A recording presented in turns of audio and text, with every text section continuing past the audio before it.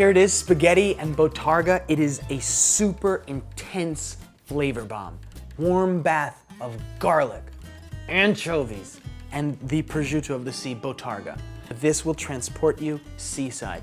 We should make it together right now. The first thing we need to do is to get our spaghetti into boiling water. Now, because there are so many salty, fishy sea flavors in there, one does not need to make the pasta water super salty, because Bottarga is salty, because anchovies are salty. So just a tiny bit. Spaghetti in. This is enough for 2 very hungry people. We put the timer. What does the box say? Go 1 minute shy of the box, because the arugula is gonna cook with the pasta at the end in that water.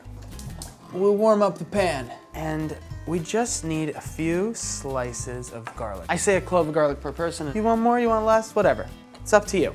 Olive oil goes in the pan. It is an oil-based sauce, so you do need a relative abundance of oil. Garlic in the oil. We're gonna go with 2 anchovies here. The anchovy dissolves pretty quickly. And the other thing is we can see that the smaller pieces of garlic are starting to turn a little bit brown. So we don't want them to burn. So what do? You quickly turn this into a warm bath. Try and stop the cooking with a little bit of lemon juice. And that will prevent those garlics from overcooking, burning, forcing you to start the sauce over. You don't want that to happen.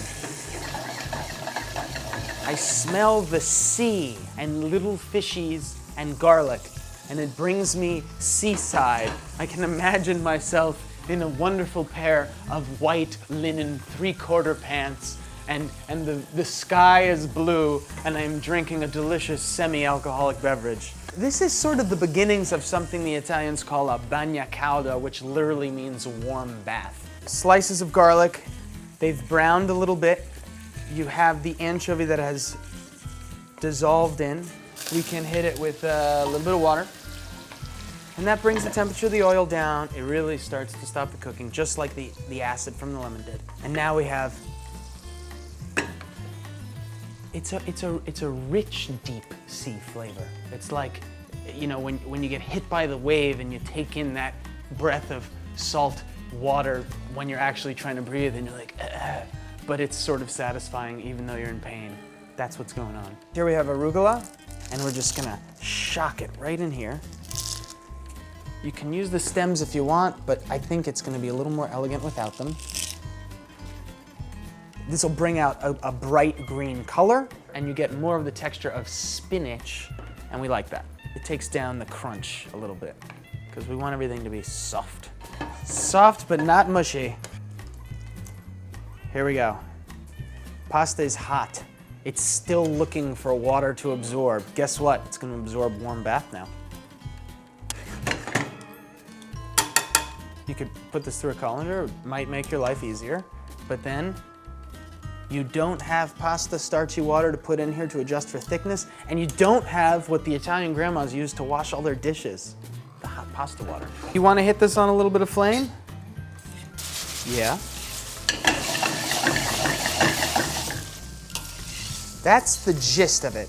Garlic, a little bit of green, which is nice. It balances really well with that. It's not a fishy taste. It's like a saline ocean smell that we have. Some of my favorite recipes I throw anchovies into, and no one even knows they're there. Why? Because they are essentially salt on steroids. If you use it in the right quantity, there's nothing fishy about it. It's just an elevator.